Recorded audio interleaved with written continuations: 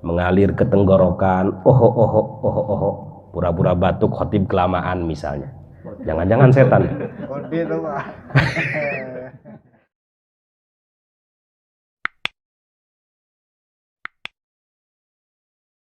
Kita mulai Pak ya, Bu ya. Sampai jam berapa saya dikasih waktu? Jam 9 ya? Siap. Assalamualaikum warahmatullahi wabarakatuh. Alhamdulillahi wahdah wassalatu wassalamu ala man la nabiyya ba'dah wa ala alihi wa sahbihi wa man walah. Mari sama-sama Bapak Ibu, Allahumma faqihna fid din wa 'allimna at-ta'wil. Allahumma inna nas'aluka ilman nafi'a wa amalan salihan mutaqabbala wa rizqan wasi'an halalan tayyiban mubaraka.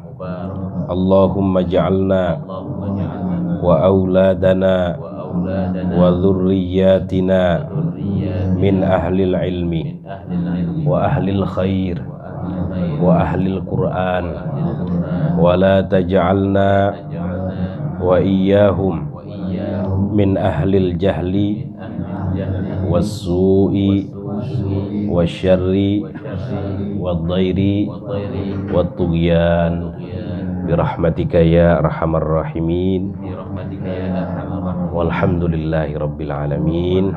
Amma ba'du.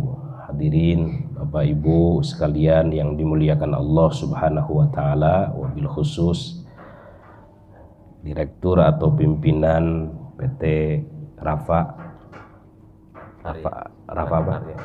Karya Indonesia, Bapak Haji Muhammad Reza Pahlevi dan Ibu Hajah Titi Khairiyah. Mudah-mudahan beliau berdua diberikan kesehatan lahir batin, dipanjangkan umurnya, selalu diberikan kemudahan dalam segala urusan.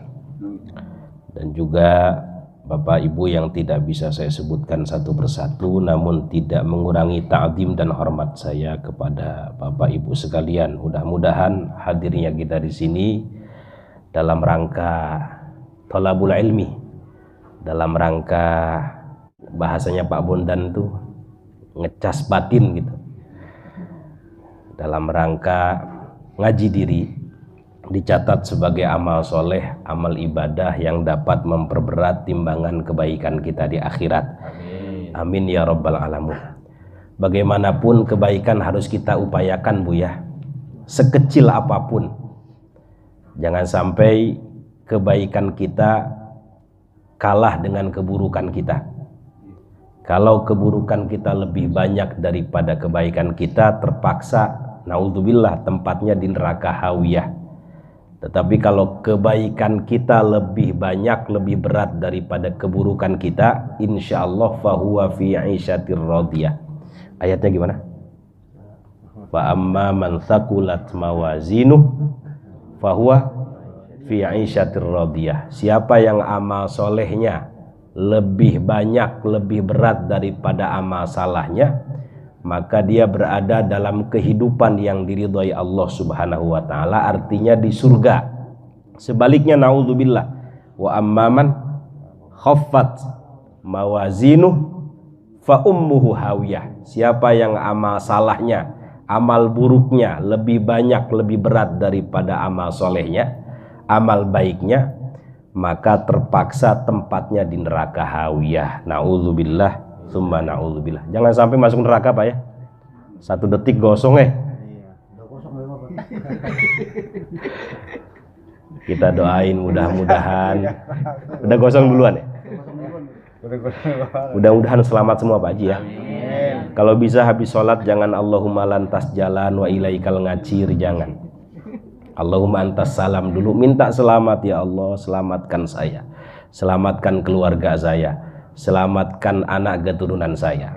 Jadi jangan Allahumma lantas jalan wa ilaikal ngacir, jangan. Allahumma antas salam dulu. Minta selamat. Ada seorang ulama besar, ini mungkin bisa dicatat ya. Namanya Al-Imam Abu Ishaq Asy-Syirazi. Siapa Pak? Al-Imam Abu Ishaq Asy-Syirazi. Beliau punya kitab besar namanya Al-Muhadzab. Al-Muhadzab ini kemudian disyarah, dijelaskan, diuraikan oleh seorang ulama besar dari madhab kita namanya Imam An-Nawawi. Bukan An-Nawawi Al-Bantani, bukan, tetapi An-Nawawi Ad-Dimashqi. Jadi kalau di dalam dunia ulama itu yang terkenal nama Nawawi dua. Ada Nawawi Al-Jawi Al-Bantani dari Banten ini. Dari Banten ya. Syekh Nawawi Al-Bantani Al-Jawi. Ada Syekh Nawawi Ad-Dimashqi. Nah, ini yang mensyarah kitab Muhadzab namanya An-Nawawi Ad-Dimashqi.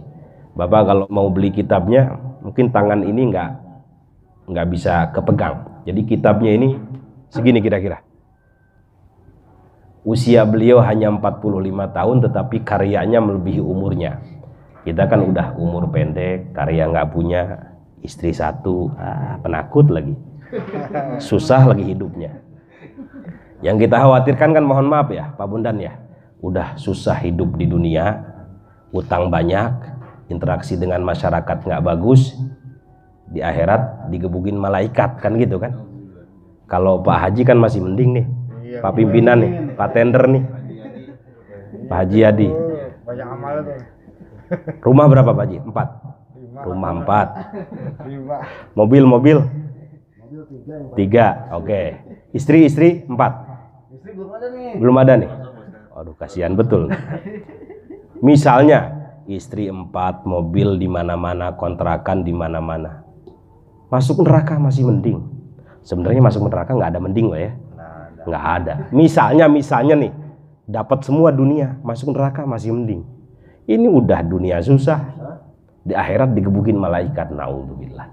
Maka kalau habis sholat jangan Allahumma lantas jalan wa ilaikal ngacir, jangan. Allahumma antas salam dulu, minta selamat. Nah ini saya kembali ya.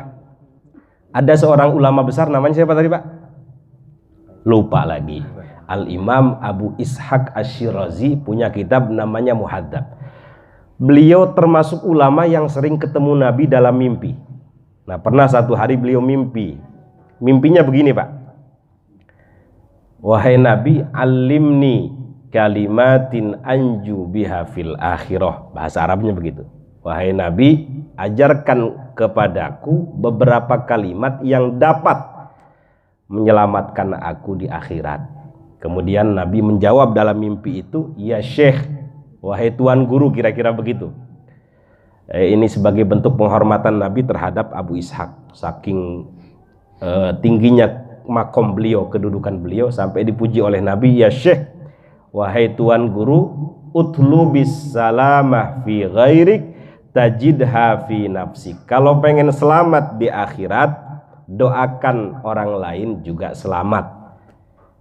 Saya ulang Pak ya, kaidahnya begitu.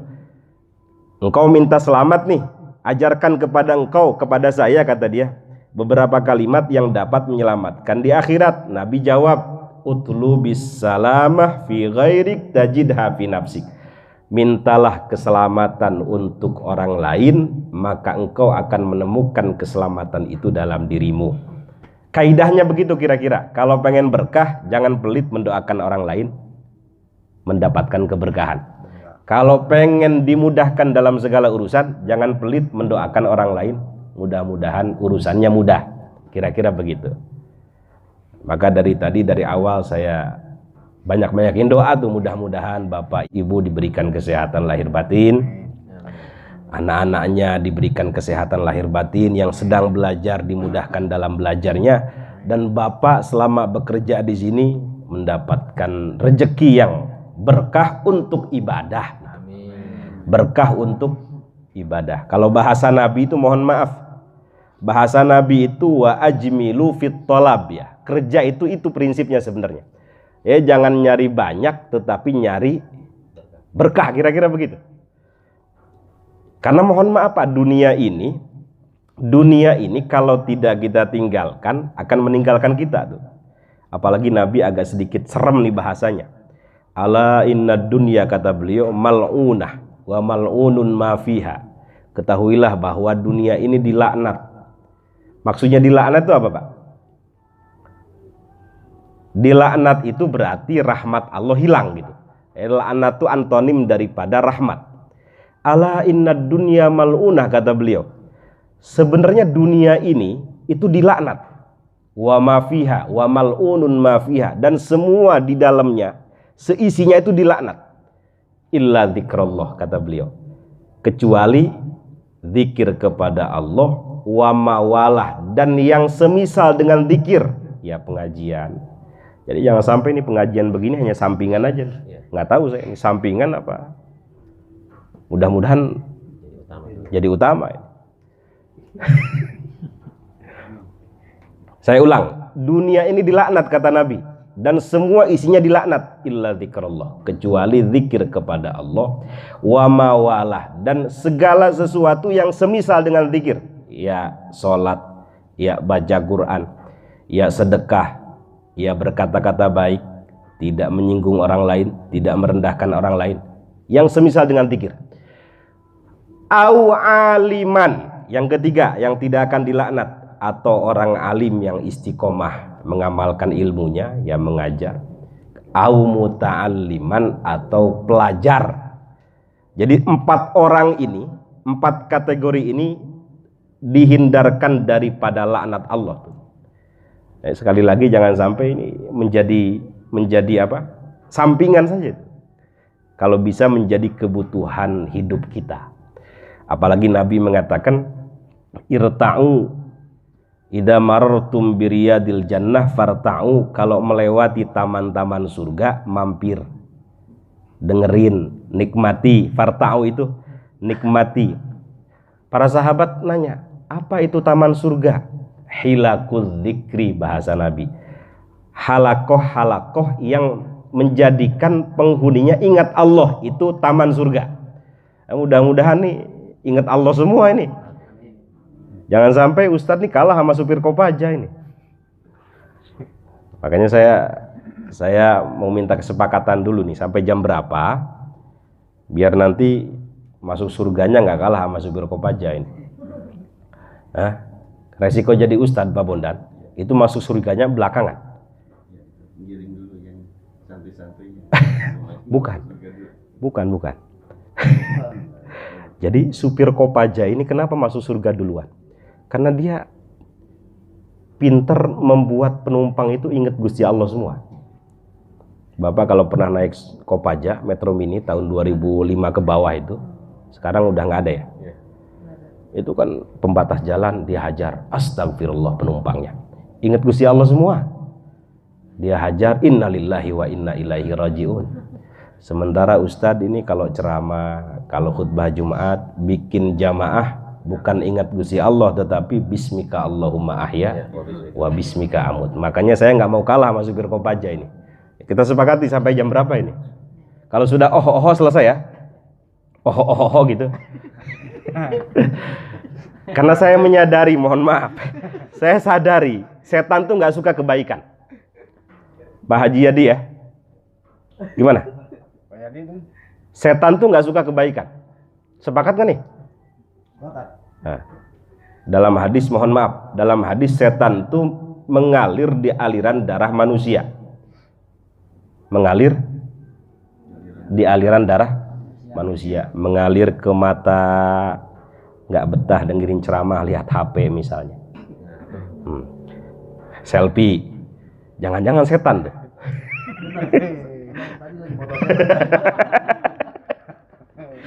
Mengalir ke pantat, darah mengalir ke pantat, nggak betah duduk baru 2 menit serasa udah 2 jam, jangan-jangan setan. Hah? Mengalir ke tangan, ngopepang, tebetah cicing naon tah.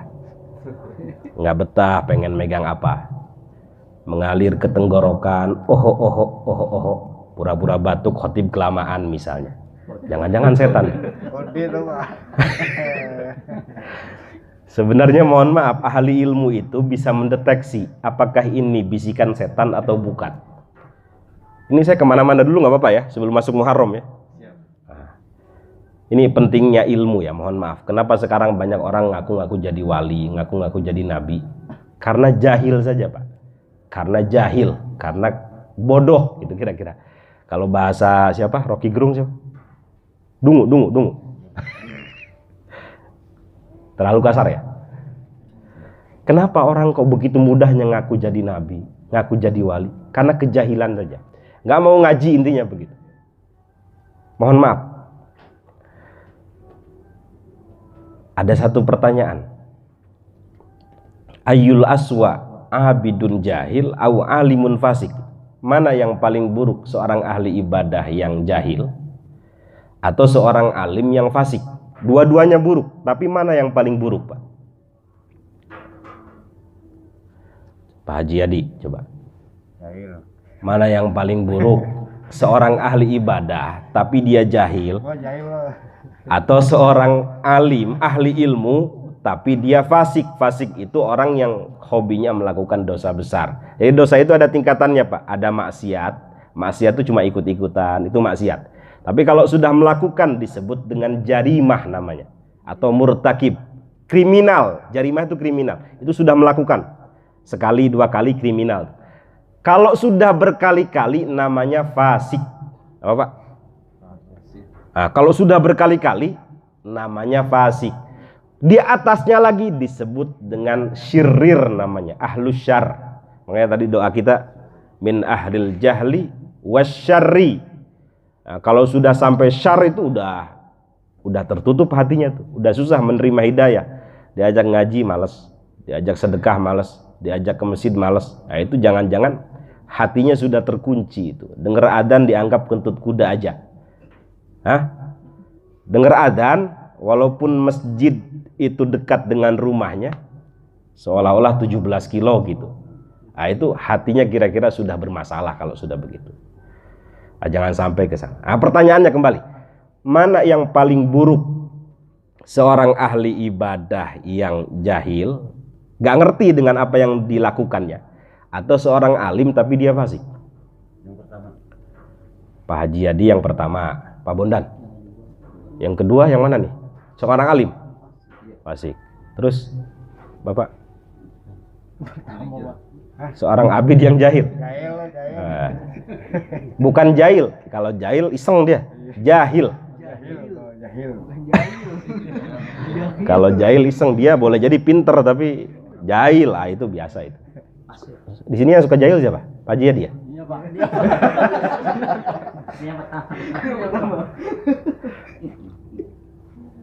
Ini ada cerita ini, Pak, dalam kitab namanya Bidayatul Hidayah karya Imam Al-Ghazali. Jadi dua orang ini ceritanya mengadakan semacam tapa.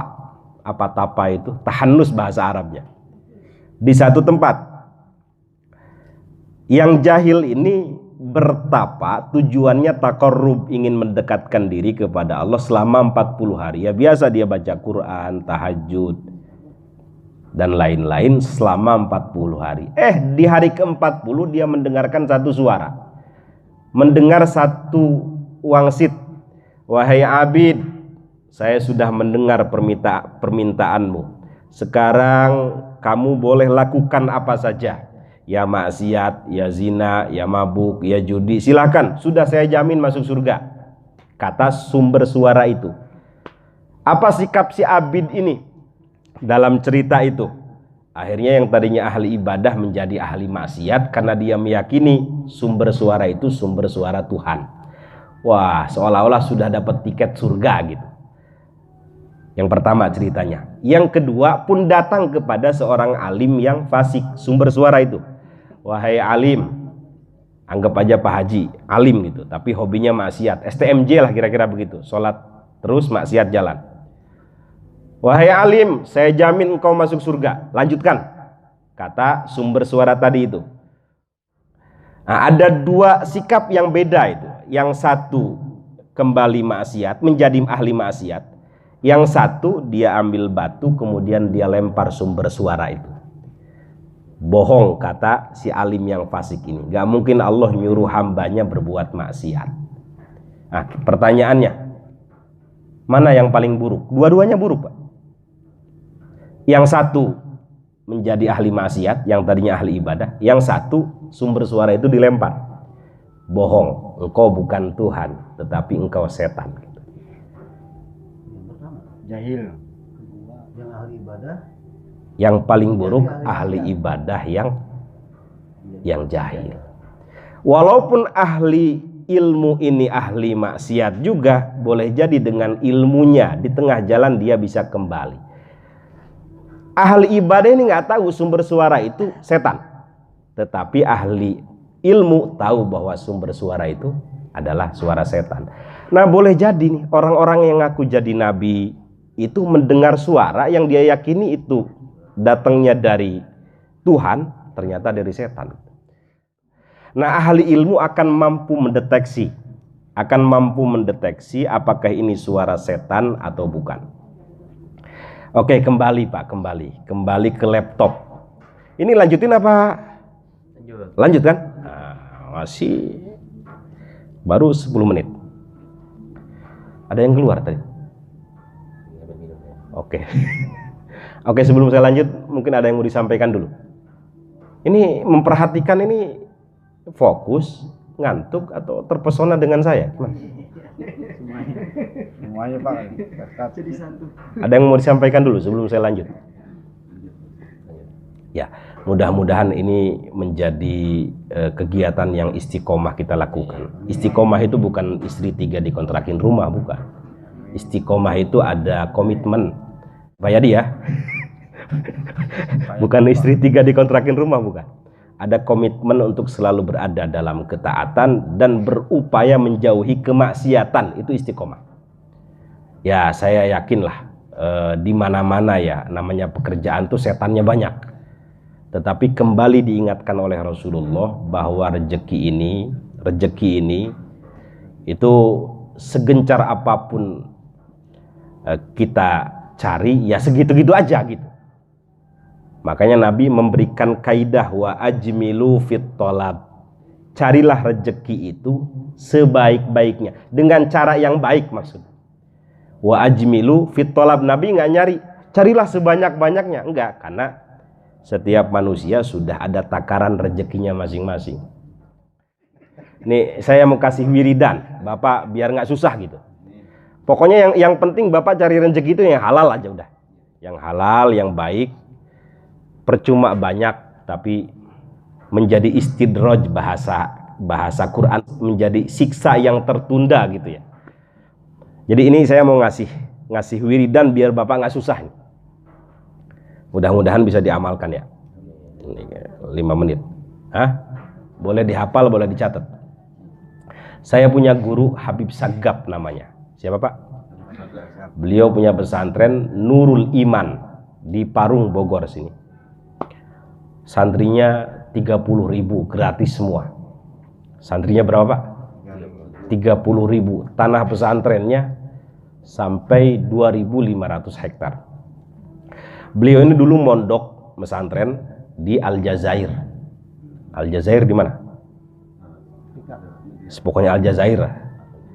Kepada seorang mursyid namanya Syekh Balqaid. Siapa Pak? Namanya guru kadang bisa melihat keadaan murid mau lahir mau batin, dilihat. Jadi ceritanya Habib Sagab ini mau pulang ke Indonesia, mau boyong. Dilihat sepertinya kalau pulang saat ini Habib Sagab ini bakal susah kan. Ya, dilihat dengan mata batin. Bakal susah kayaknya. Dipanggil, Sagab sini. Kata Syekh Balqaid, ini saya punya amalan yang sudah saya amalkan dan saya rasakan manfaatnya. Ini amalan saya kasih nama syajaratun nukud. Apa Pak? Syajarah itu pohon, nukud itu duit. Jadi pohon duit. Ini kamu amalkan ya, biar kamu pulang ke Indonesia nggak susah. Kiai, kata Habib Sagab, ini cerita asli nih. Kiai, saya ini ngaji di sini bukan untuk nyari dunia. Saya pengen menjadi sufi, pengen membersihkan diri. Udah amalin aja, kata Syekh Balqaid itu. Kadang murid ngeyel ya, gurunya merintah, dianya nggak mau gitu. Udah amalin aja. Memang redaksinya bagaimana Kiai?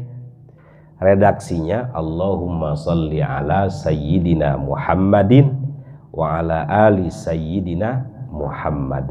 Bareng-bareng mari. Allahumma sholli ala sayyidina Muhammadin wa ala ali sayyidina Muhammad.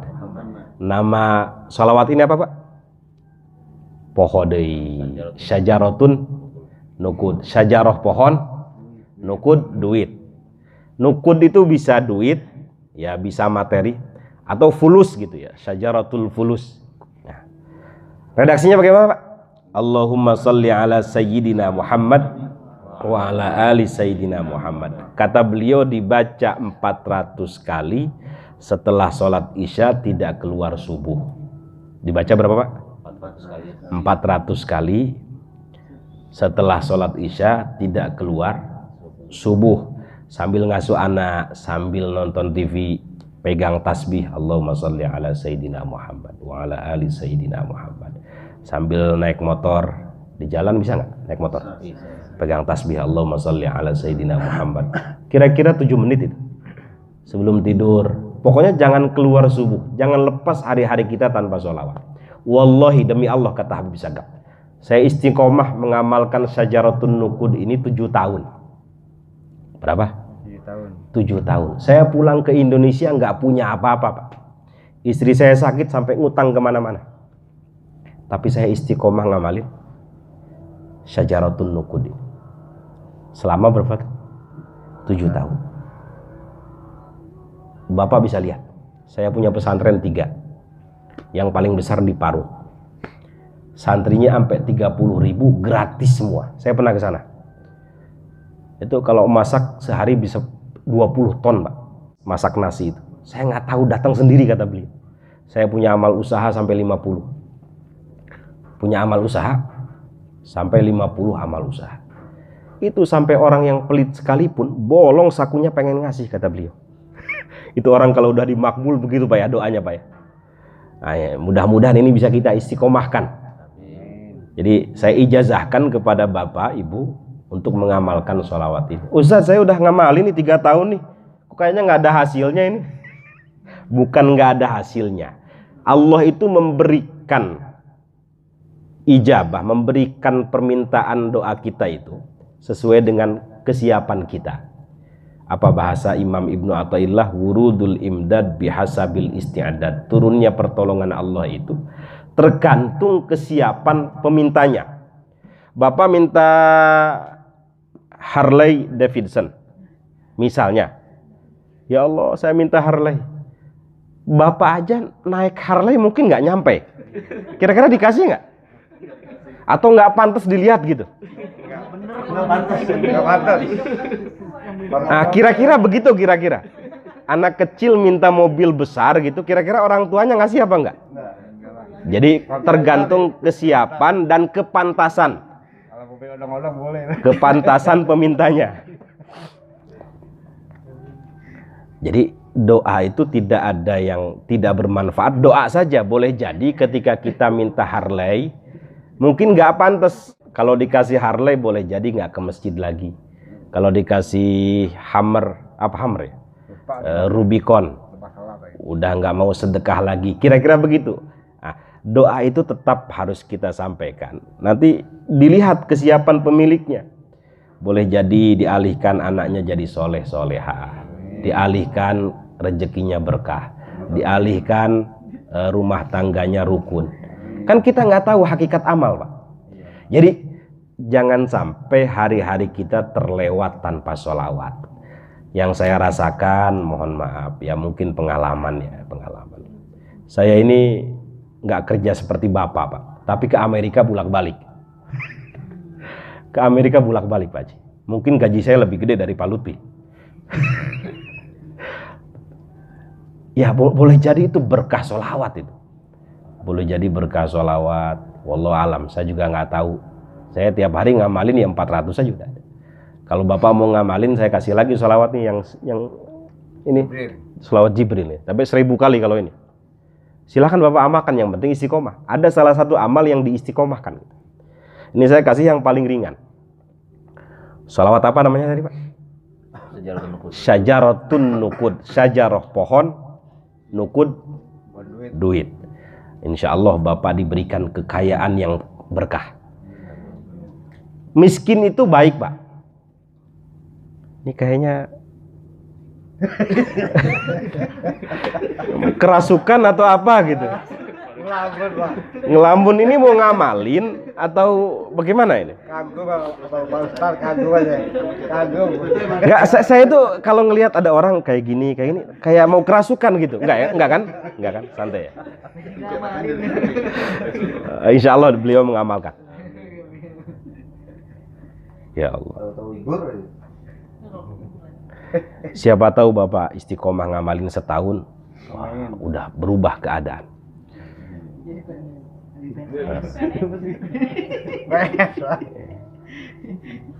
Ada satu kisah ini, mohon maaf. Dulu ada orang tua yang hobinya maksiat tapi dia juga ahli sholawat. Meninggal.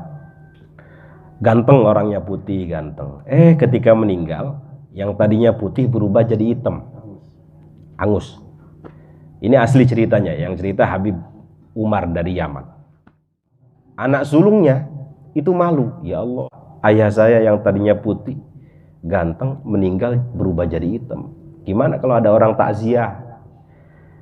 Nah, kemudian gak lama karena mungkin stres mikirin, pingsan Pak Haji. Pingsan si anak sulungnya ini. Dalam pingsannya ketemu Nabi. Apa kata Nabi?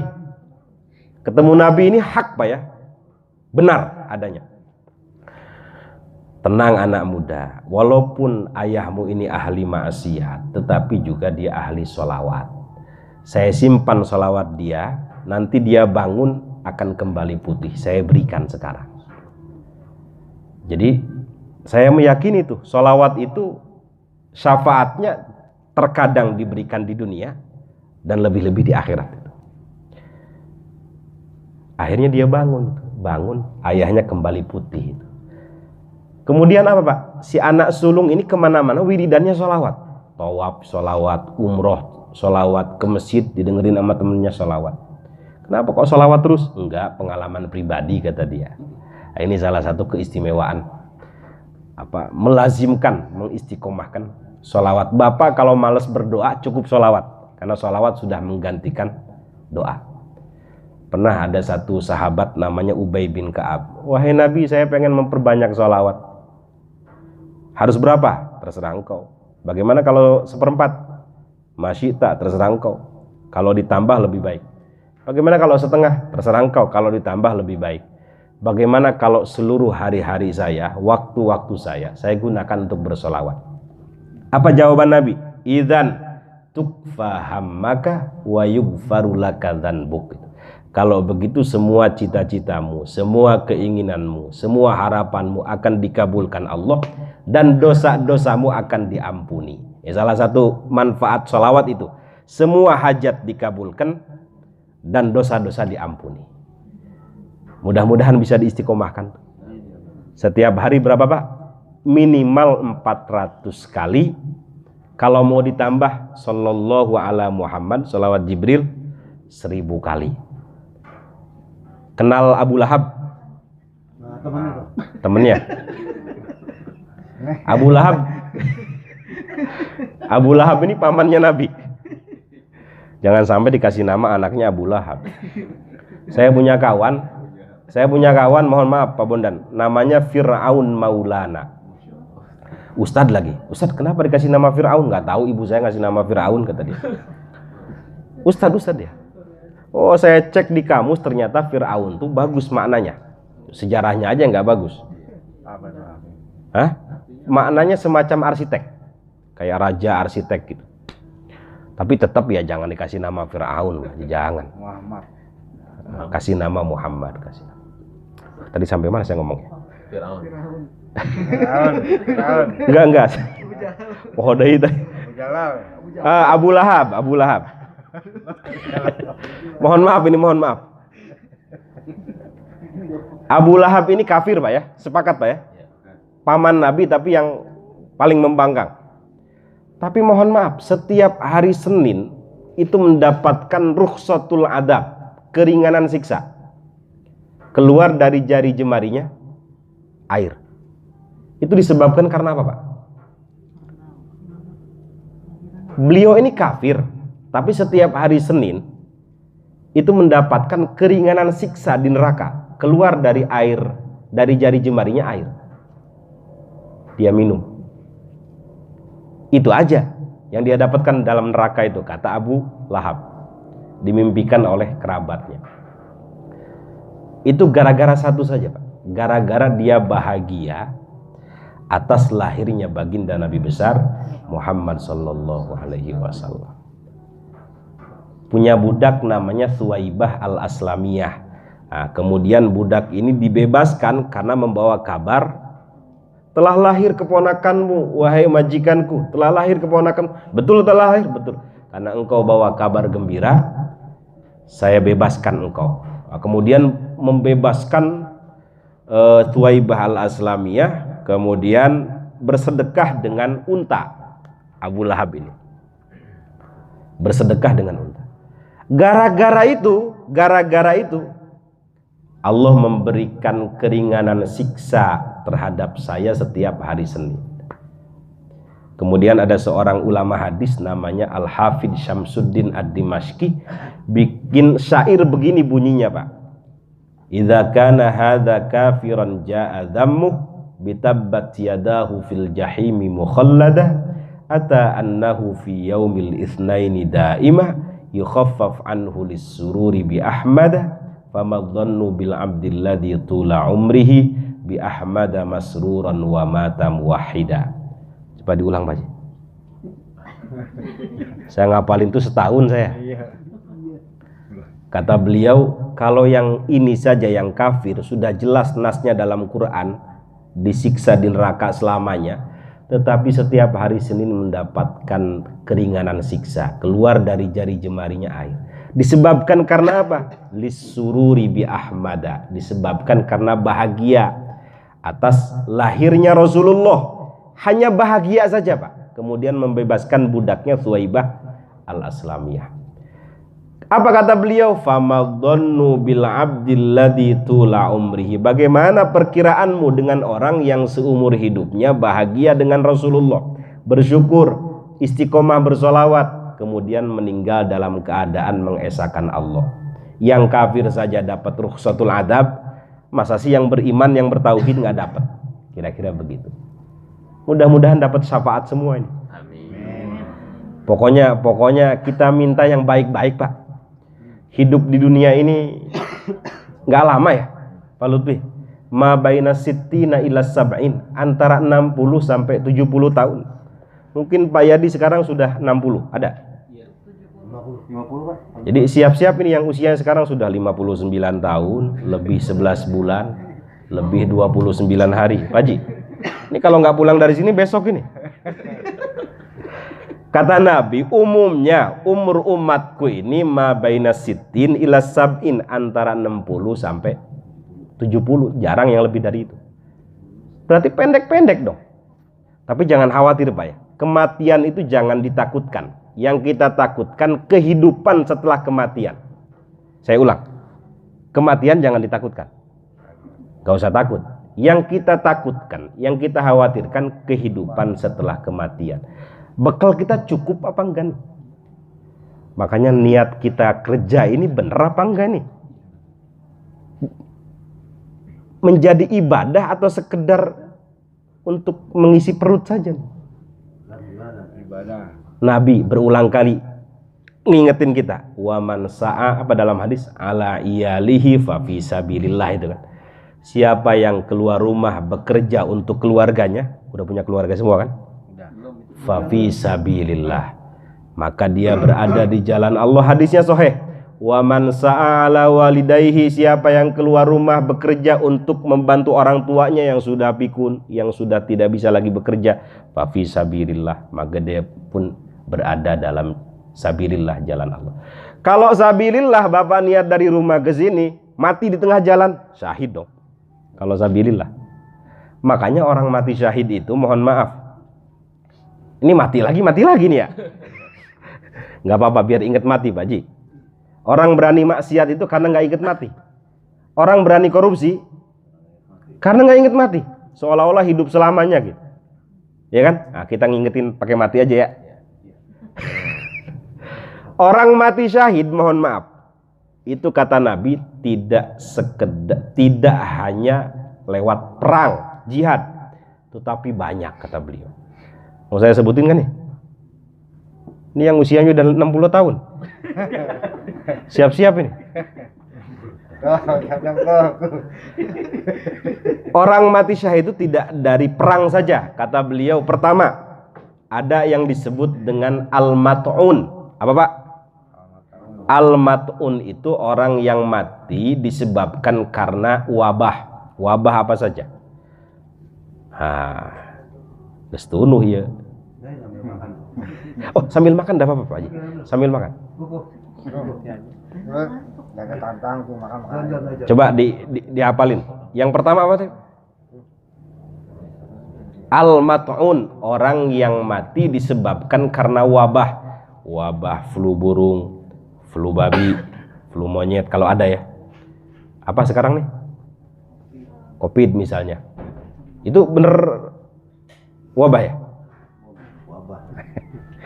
Meninggal disebabkan karena itu, insya Allah minasyuhada. Insya Allah minasyuhada selama dia muslim dan tidak melakukan maksiat. Okay. Kedua, al-mabtun, orang yang meninggal disebabkan karena sakit perut. Jadi Pak Bondan kalau sakit perut yang sabar Pak ya. Jangan-jangan akhir hayat Pak Bondan.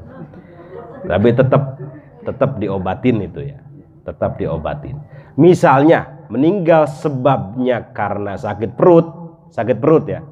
Selama dia muslim dan tidak melakukan maksiat, insya Allah minasyuhada. Syahid itu artinya begini Pak, masuk surga tanpa hisab.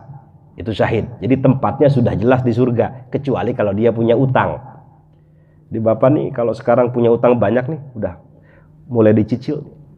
Dia bayar-bayarin, khawatir nanti akhir hayatnya syahid. Kalau dia syahid punya utang pending dulu, nggak masuk surga dulu Pak Haji.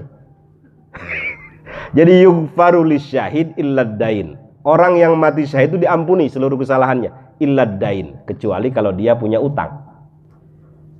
Maksudnya dibayar dulu utangnya.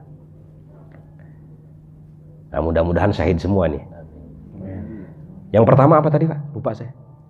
Al-mat'un. Yang kedua al-mabtun, orang yang meninggal disebabkan karena sakit perut. Yang ketiga al-gharik, orang yang meninggal disebabkan karena tenggelam.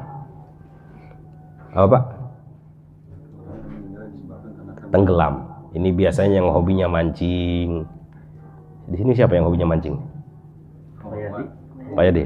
Nah, hati-hati tuh, biasanya tenggelam tuh matinya tuh.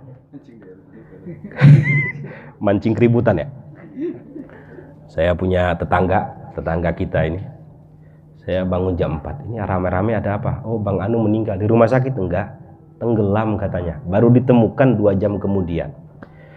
Rintik-rintik hujan, dia jatuh, meninggal, baru ditemukan 2 jam kemudian. Saya mikir, oh, memang hobinya mancing tuh Pak Haji. Kata para ulama, orang itu biasanya meninggal sesuai dengan hobinya. Hobinya mancing ya tenggelam matinya. Hobinya baca Quran, insya Allah meninggal dalam keadaan baca Quran. Hobinya ta'lim, insya Allah meninggal dalam keadaan ta'lim. Hobinya sedekah, insya Allah dalam keadaan melakukan kebaikan. Kan kita sering lihat tuh di media sosial. Ada kawan saya namanya Ihsan Mokoginta, mu'alaf. Dia meninggal ketika syahadat terakhir itu, ketika tahiyat terakhir ya. Asyhadu alla ilaha illallah, meninggal. Enak banget meninggalnya. Ya Allah karim. Di UIN Jakarta ada seorang syair ahli puisi namanya Hamid Jabbar. Ada alumni UIN sini? Selain Pak Lutfi. Mungkin pernah dengar Hamid Jabbar. Itu saya pikir-pikir betul kata ulamanya. Orang itu meninggal sesuai hobinya. Itu Hamid Jabbar sedang berpuisi di UIN. Itu kalau sudah berpuisi Pak, seolah-olah jamaah itu terhipnotis gitu. Di atas semua orang melihat ke atas. Di bawah semua orang melihat ke bawah. Terjatuh, dia menjatuhkan diri, meninggal Pak Haji. Menjatuhkan diri, meninggal. Oh betul kata ulama, orang itu biasanya mati meninggal sesuai hobinya. Insya Allah hobinya baik semua Pak Haji ya. Pak Haji hobinya apa? Mancing. Hati-hati tuh. Hati-hati. Kena tsunami itu matinya. Kalau mancingnya untuk cari nafkah, fa fi sabilillah. Tapi kalau sekedar buang-buang waktu ya bukan syahid itu, sangit. Jadi saya pribadi mengajak kepada diri saya, wasiat dan juga Bapak Ibu untuk mari kita rubah hobi-hobi buruk kita, kembali dari maksiat kepada taat, kembali dari kikir kepada dermawan, kembali dari yang biasanya menggunjing orang, ghibah kepada muhasabah, introspeksi diri, kembali dari hobinya takabur, merasa lebih baik dari orang lain, kepada tawadu, kembali dari yang tadinya tidak pernah baca Quran kepada baca Quran. Ini awal tahun baru nih. Mudah-mudahan meskipun sebelum-sebelumnya mungkin banyak kekurangan, nah kita kembali dari yang tadinya tidak pernah sholat malam, qiyamul lail, kepada dibiasakan sholat malam. Biar hidup ini berkah gitu Pak Haji. Yang tadinya tidak pernah sholat jamaah, kembali kepada sholat jamaah. Kembali dari segala sesuatu yang tidak selaras dengan kebaikan dan manfaat kepada segala sesuatu yang selaras dengan kebaikan dan manfaat. Kata Imam Ibnu Athaillah, siapa yang ingin akhir perjalanannya sukses, maka dia harus kembali kepada Allah di awal perjalanan gitu. Min alamatin najahi fin nihayat ar-ruju ilallahi fil bidayat. Ini awal tahun baru, diawali dengan pengajian seperti ini. Insya Allah perjalanannya akan diberkahi.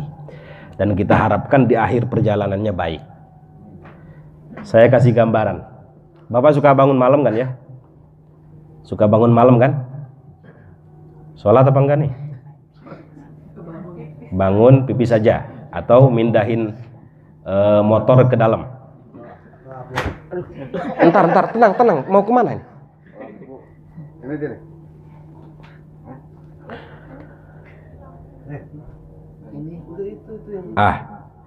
Tadi saya dikasih bisikan sama Pak Bondan. Mudah-mudahan ini tahun baru, semangat baru, kemudian apa lagi? Spirit baru gitu ya.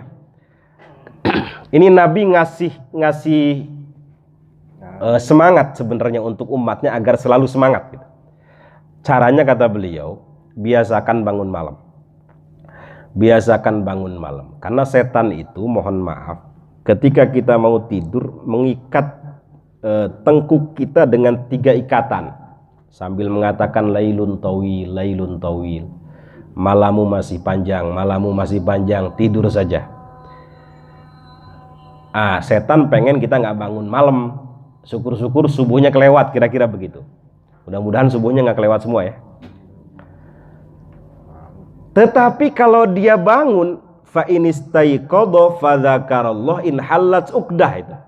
Kalau dia bangun kemudian dzikir kepada Allah, dzikir apa saja? Alhamdulillahilladzi ahyana misalnya. Ba'dama amatana wa ilaihin nusyur. Ikatan yang pertama lepas, in halat uqdah. Kalau dia wudu wa idza tawaddaa in halat uqdah. Setelah dia bangun, kemudian berzikir, kemudian wudu, ikatan yang kedua terlepas. Wa idza shalla, kalau dia sholat malam, in halat uqdah, maka ikatan yang ketiga terlepas. Apa kata Nabi? Fa asbaha nasyiton thayyiban nafsi. Orang itu di pagi harinya akan berada dalam keadaan jiwanya baik dan semangat. Wa illa, kalau dia nggak bangun malam, kemudian nggak tahajud, nggak zikir, nggak sholat jamaah subuhnya kelewat misalnya, fa asbaha khabithan nafsi kaslan, maka pagi harinya akan berada dalam jiwa yang buruk, kaslan, malas bawaannya, marah bawaannya, suuzon bawaannya, pengen maksiat aja gitu. Jiwanya buruk lahir batin. Itu hadisnya sahih itu. Caranya begitu. Kenapa orang ini pagi harinya semangat, pagi harinya jiwanya baik? Karena dia mengawali paginya dengan sesuatu yang baik. Jadi insya Allah Rafa Karya Indonesia ini mengawali tahun baru ini dengan sesuatu yang baik, dan kita harap ini istiqomah, bukan istri 3 dikontrakin rumah, bukan, istiqomah dan terus sampai mati kita kalau bisa, sampai tidak ada lagi namanya Rafa ini, pengajian tetap terus ada insya Allah. Yang begitu kata Imam Ibnu Athaillah, tanda orang di akhir perjalanannya sukses. Ada orang nanya, Ustadz, bukankah akhir hayat manusia ini sudah ditentukan? Apakah neraka atau surga? Ada sahabat nanya begitu. Iya betul kata Nabi. Ya udah kalau begitu nggak usah beramal. Kata Nabi apa? Jangan bertanya begitu, jangan berpikir begitu. I'malu kata beliau, beramal saja. Perbanyak amal soleh, jauhi amal salah. Fakullun muyassarun lima khuliqalah. Karena segala sesuatu itu diciptakan, dimudahkan terhadap apa yang diciptakan untuknya. Saya ulang.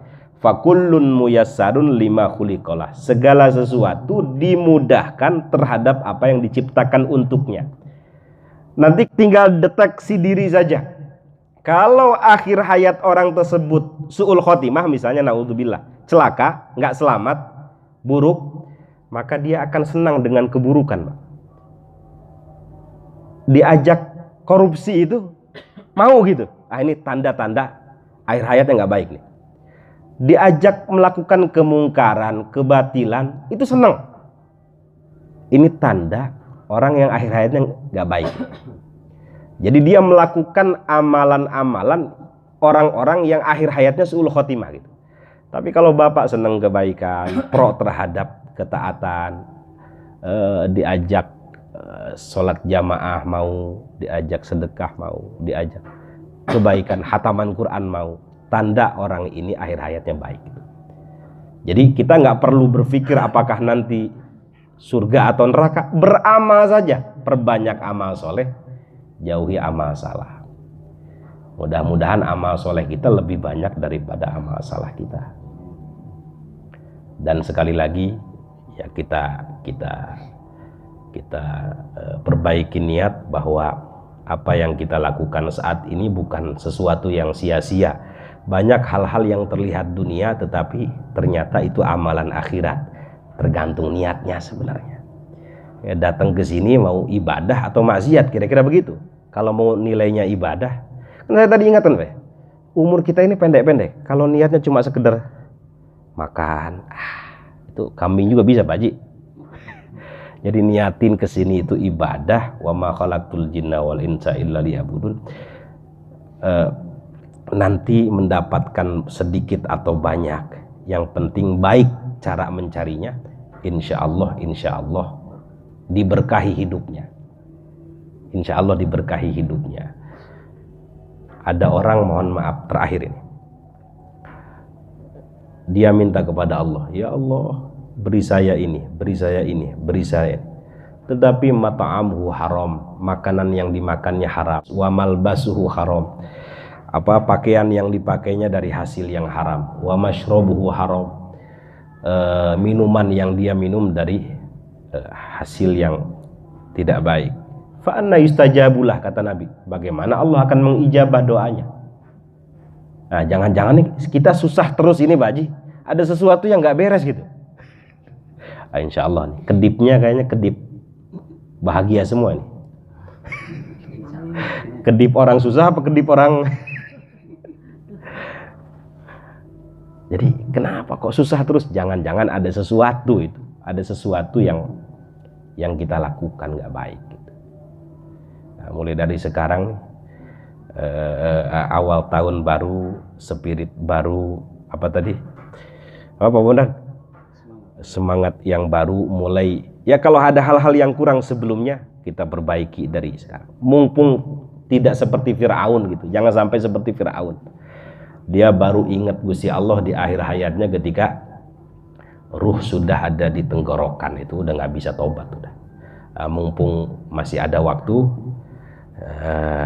kita mulai awal tahun baru ini dengan sesuatu yang baik, istiqomah, dan kita berharap akhir hayat kita dalam keadaan baik, dalam keadaan husnul khotimah.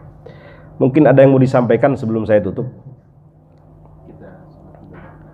Udah azan ya? Oh. Gimana? Oh, di sini. Oke. Baik. Udah nggak ada yang mau disampaikan? Mau izin Pak Ustadz, nanti saat sholat kita ngaji yasin sebentar Pak Ustadz ya. Buat Ngaji yasin ya. Sama dan kantor gitu. Ya. Di sini ada Pak Lutfi. Iya. Sudah? Iya, kita sholat sebentar di Oke. Setelah sholat udah nggak ada pengajian lagi kan? Ada baca yasin dulu. Baca yasin, oke. Berarti nggak ada pertanyaan nih? Ada nanti. Nggak ada tanya jawab, oke. Curhat. Oh, Taib. Kenapa Pak Yadi? Kenapa? Oh iya deh, kalau teman-teman kalau ada yang mau ditanyakan kepada Ustaz Ali Zubaidi, Muhammad Ali Zubaidi, silakan dulu dari yang laki-laki atau yang perempuannya ada. Dari semua ada yang bertanyakan? Ada. Kira-kira yang saya sampaikan meskipun kemana-mana bisa dipahami Pak ya? Bisa dipahami ya, alhamdulillah. Saya ini habis sakit 2 minggu, jadi pikiran saya ini nggak fokus Pak. Alhamdulillah, udah enakan makan. Izin kalau saya mau nanya Ustaz, Assalamualaikum warahmatullahi wabarakatuh. Izin bertanya Ustaz, kaitannya dalam bulan Muharram ini, kami sebagai pekerja di kantor kami ini, nah adakah amalan-amalan rutin atau wiridan yang sekiranya bisa meningkatkan kinerja kita, semangat kerja kita akan terus tetap eksis atau istiqomah Ustaz. Kadang-kadang iman itu ada naik dan turunnya, fluktuasi seperti itu. Nah, sehingga nanti kembali lagi pada hasil pencapaian pekerjaan kita, segala sesuatunya diberikan kemudahan. Amin. Ada trouble atau nanti dengan adanya bantuan campur tangan Allah selesai itu masalah. Ada sedikit masalah, gampang langsung selesai gitu. Ada nggak kira-kira Ustaz amalan atau wiridan rutin yang nanti mungkin kami bisa dapat dibiasakan sama Ustaz? Terima kasih. Assalamualaikum warahmatullahi wabarakatuh. Luar biasa ini. Ini insya Allah santri di sini. Jadi dulu guru saya pernah ngasih semacam wiridan gitu ya. Pertama yang harus dilakukan adalah tadi sholat jamaah, jangan ketinggalan dulu. Di sini pulang jam berapa biasanya?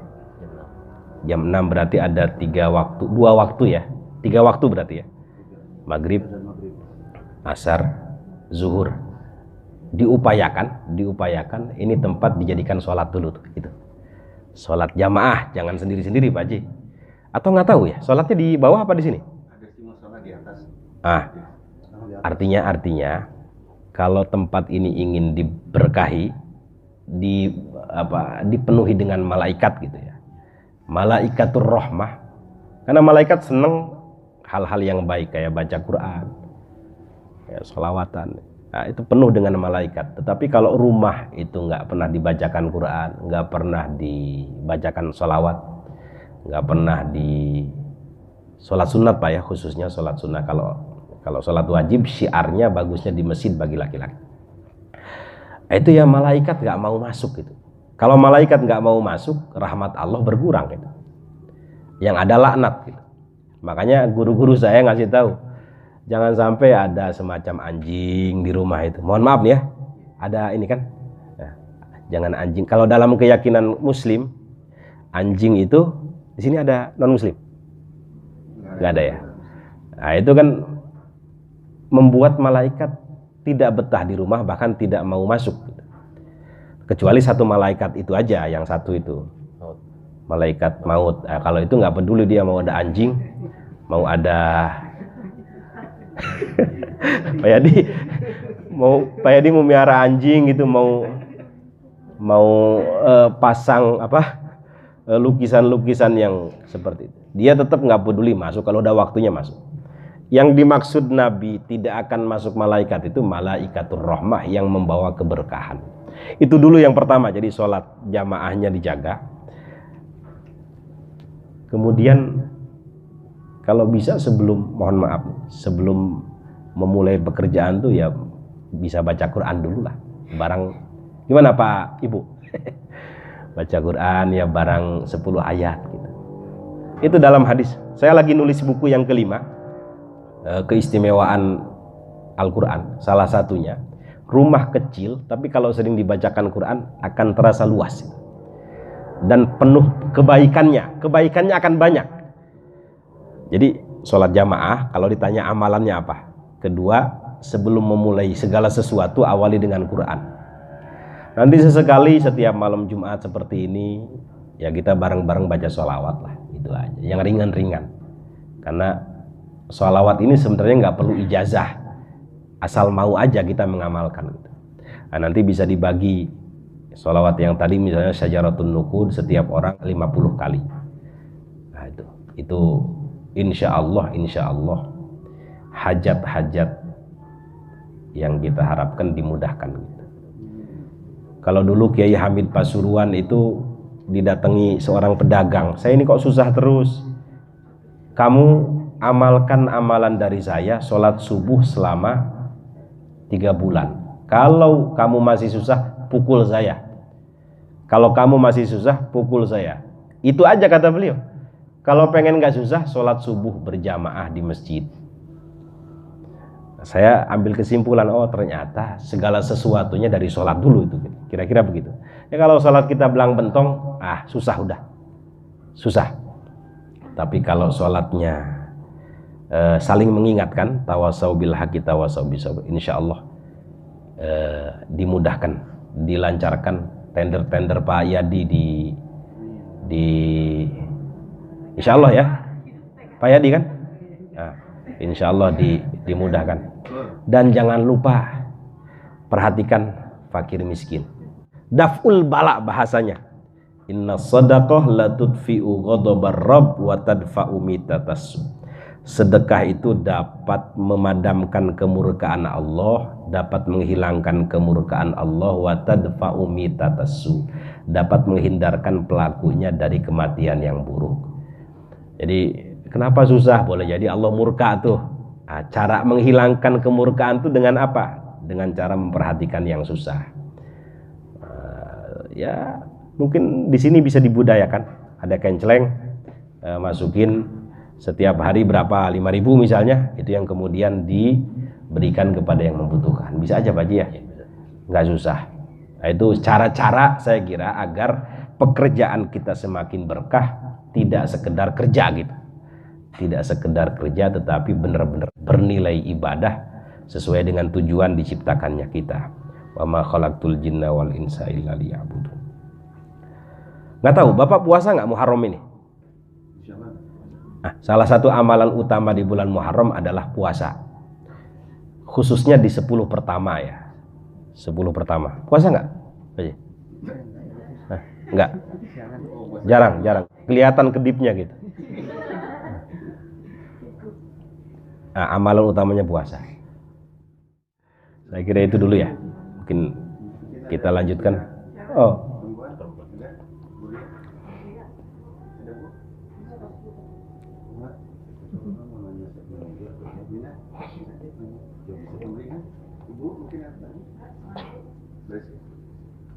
Pak Yadi tuh mau tanya gimana TKR biar menang? Ya itu paling pertanyaannya ke tender. Nggak mungkin.